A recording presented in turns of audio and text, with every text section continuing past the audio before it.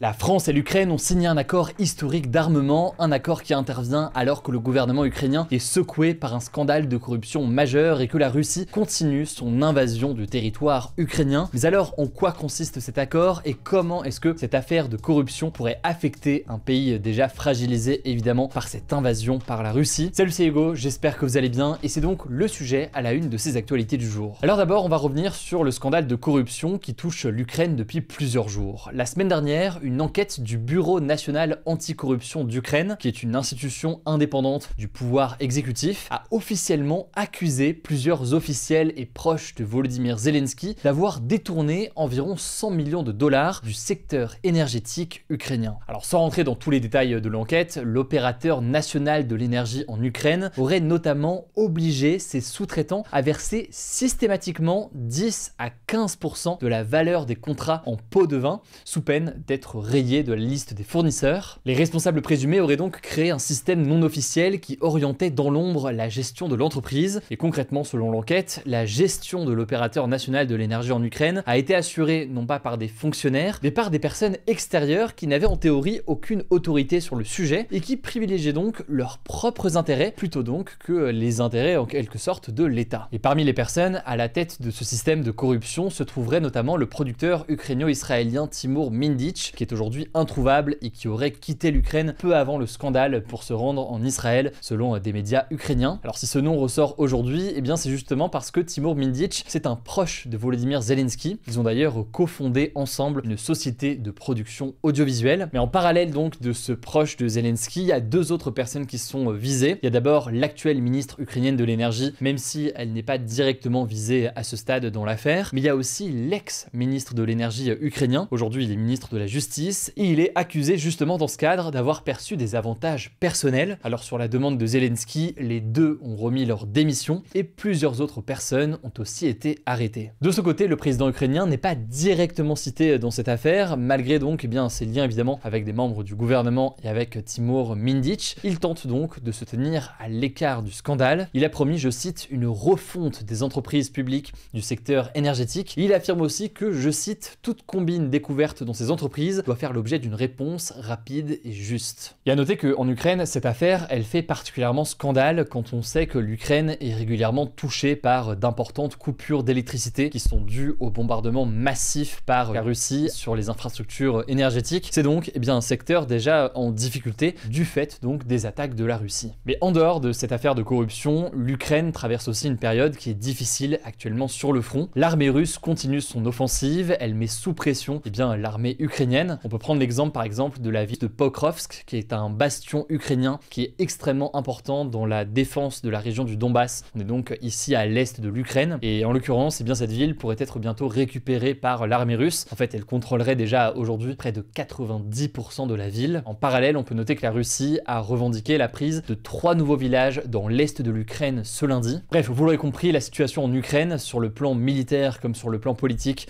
elle est aujourd'hui extrêmement tendue et c'est dans ce contexte-là que Volodymyr Zelensky multiplie les efforts pour tenter d'obtenir des nouveaux soutiens. Après la Grèce dimanche, il était en France ce lundi, il va aussi se rendre en Espagne demain. Alors que pensent les Européens de tout ça? Forcément déjà, ça a donné du grain à moudre aux opposants à l'aide ukrainienne. Par exemple, Matteo Salvini, qui est le vice-président du Conseil italien et l'un des leaders de l'extrême droite en Italie, lui a déclaré vendredi que le versement d'une nouvelle aide à l'Ukraine ne contribuerait pas à mettre fin à la guerre contre la Russie, mais risquerait, je cite, d'alimenter une corruption supplémentaire, même si il faut bien noter et être très factuel ici que le scandale de corruption dont on parle ici n'est pas lié aujourd'hui à des aides qui viennent de l'étranger. Mais selon de nombreux experts, cette corruption, elle pourrait aussi freiner l'intégration de l'Ukraine à l'Union européenne, alors que le pays est candidat pour rejoindre l'Union européenne depuis 2022. En effet, ce qu'il faut savoir, c'est que pour rejoindre l'Union européenne, en théorie, l'Ukraine doit aligner sa législation et un certain nombre de règles sur les sujets de lutte anticorruption. Et donc tout cela pourrait fragiliser sa candidature. De son côté, le chancelier allemand Friedrich Merz estime que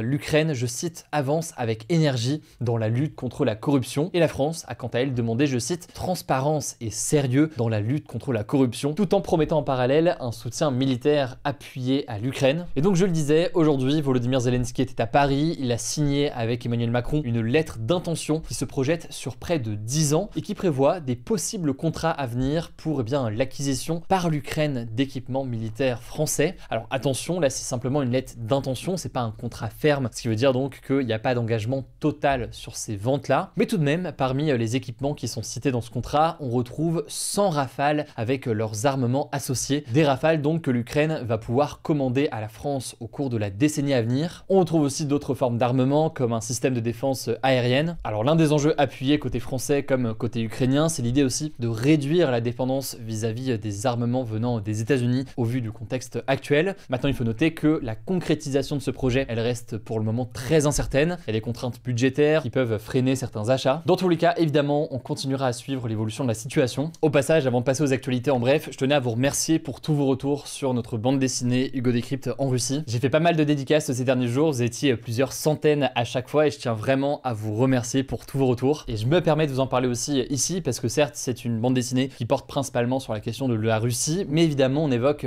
l'invasion massive de l'Ukraine par la Russie. On évoque aussi le fait dans cette bande dessinée que l'Ukraine a justement aussi son histoire distincte qui se détache clairement de celle de la Russie. Bref, merci beaucoup parce que c'est parmi les meilleures ventes sur les différents sites ces derniers jours et aussi en librairie. Et pour la découvrir et la commander, je vous mets le lien en description, sachant que je serai aussi en dédicace ce vendredi à Vincennes. Je vous laisse avec Blanche pour le reste de l'actualité importante du jour et je reviens juste après. Merci Hugo et bonjour à tous. On commence avec cette actu. Les hypothèses se précisent après l'assassinat jeudi dernier à Marseille de Mehdi Kessassi, le petit frère du militant écologiste Amine Kessassi, engagé notamment dans la lutte contre le narcotrafic. Le procureur de la République de Marseille a confirmé ce lundi sur France Inter que l'autopsie avait révélé qu'il pourrait avoir été tué par un commando criminel aguerri. Selon lui, le crime d'avertissement est la piste privilégiée. La raison, Amine Kessassi faisait l'objet de menaces et de pressions en raison de son discours sur les ravages causés par le trafic de drogue. Il était depuis plusieurs semaines placé sous protection policière. L'objectif de cet assassinat ciblé pourrait donc être de faire taire le militant. Une enquête a été ouverte. Les obsèques de Mehdi Kessassi auront lieu ce mardi. On vous tiendra au courant. Deuxième actu après la découverte de profils Vinted redirigeant vers des contenus pornographiques. La haute commissaire à l'enfance, Sarah El Haïry, a annoncé ce dimanche avoir saisi l'Arcom, le gendarme de l'audiovisuel et du numérique. Cette décision, elle fait suite à une enquête de plusieurs médias, dont l'Informé. En fait, certains profils sur Vinted proposaient à la vente des maillots de bain ou de la lingerie, mais les photos servaient d'appât pour rediriger vers des comptes personnels diffusant des contenus sexuellement explicites sur des plateformes comme OnlyFans ou encore Mime. Pour Sarah El Haïry, Vinted ne peut pas se permettre de ne pas contrôler ce qu'il y a sur sa plateforme. Alors même si l'application est destinée aux plus de 18 ans, aucune vérification de l'âge n'empêche l'accès aux mineurs. Or, depuis 2024, la loi en France oblige les sites diffusant de la pornographie à vérifier l'âge des utilisateurs, sous peine de sanctions pouvant aller jusqu'au blocage. De son côté, Vinted a assuré avoir une politique de tolérance zéro concernant les communications non sollicitées à caractère sexuel ou la promotion de services sexuels. L'entreprise encourage toute personne ayant constaté un contenu préoccupant à le signaler et assure que tout contenu inapproprié sera supprimé. Troisième actu, en Iran, les autorités ont lancé ce samedi une opération d'ensemencement des nuages pour provoquer des pluies au-dessus du lac d'Urmia, dans le nord-ouest du pays. Cette initiative, elle intervient alors que l'Iran subit depuis des années une sécheresse persistante et des vagues de chaleur aggravées par le changement climatique. Le lac d'Urmia, le plus grand lac du pays, a largement rétréci en raison de cette sécheresse. L'ensemencement, ça consiste à pulvériser dans les nuages des particules d'iodure d'argent, un composé chimique qui permet de provoquer une pluie artificielle. Grâce à cette méthode, la pluie est tombée ce samedi sur plusieurs villes de l'ouest et des chutes de neige ont été observées sur le massif d'Elbourz et la station de ski Tochal au nord de Téhéran, la capitale du pays. D'autres opérations sont prévues dans les provinces de l'Azerbaïdjan oriental et occidental. Selon les autorités locales, l'Iran connaît actuellement son automne le plus sec depuis 50 ans et les précipitations dans la capitale n'ont jamais été aussi faibles depuis un siècle. Les niveaux d'eau des réservoirs qui alimentent plusieurs provinces ont atteint des niveaux historiquement bas. Au début du mois, le président iranien Massoud Pezeshkian avait averti que sans pluie avant l'hiver, Téhéran pourrait devoir être évacué. Quatrième actu, l'ancienne première ministre du Bangladesh, Sheikh Hasina, a été condamnée à mort ce lundi par la justice pour crime contre l'humanité. Pendant les manifestations de l'été 2024, elle avait ordonné une répression meurtrière contre les manifestants, principalement des étudiants qui demandaient une réforme du système de quotas utilisé dans la fonction publique bengali. Ces manifestations avaient fait au moins 1400 morts selon l'ONU, pour la plupart des civils. Réfugié en Inde après la chute du gouvernement en août 2024, Sheikh Hasina a été jugé en son absence depuis juin 2025 par un tribunal de Dhaka, la capitale du pays. Ce lundi, le procès a pris fin et les juges l'ont donc reconnu coupable de plusieurs chefs d'accusation relevant du crime contre l'humanité. Silencieuse depuis son exil, elle a déclaré à l'AFP en octobre nier toutes les charges qu'elle juge infondées. La justice a également condamné à mort l'ancien ministre de l'Intérieur, lui aussi en fuite. Quelques heures après l'annonce du jugement, les autorités bangladaises ont appelé l'Inde à extrader extradés, donc à remettre les 2 anciens dirigeants au Bangladesh, estimant, je cite, qu'accorder l'asile à ces condamnés serait extrêmement inamical et une offense à la justice. 5e actu, en République démocratique du Congo, au moins 32 personnes sont mortes ce samedi dans l'effondrement d'un pont sur le site minier de cobalt de Kalando, dans le sud du pays. Le bilan reste provisoire car les recherches pour retrouver les disparus se poursuivent actuellement. Le ministre provincial de l'Intérieur avait interdit l'accès au site en raison de fortes pluies et des risques d'éboulement, mais des creuseurs clandestins y ont forcé l'entrée. Leur traversée précipitée a provoqué l'effondrement d'un pont artisanal construit pour franchir une tranchée inondée. Selon un rapport de la SAEMAP,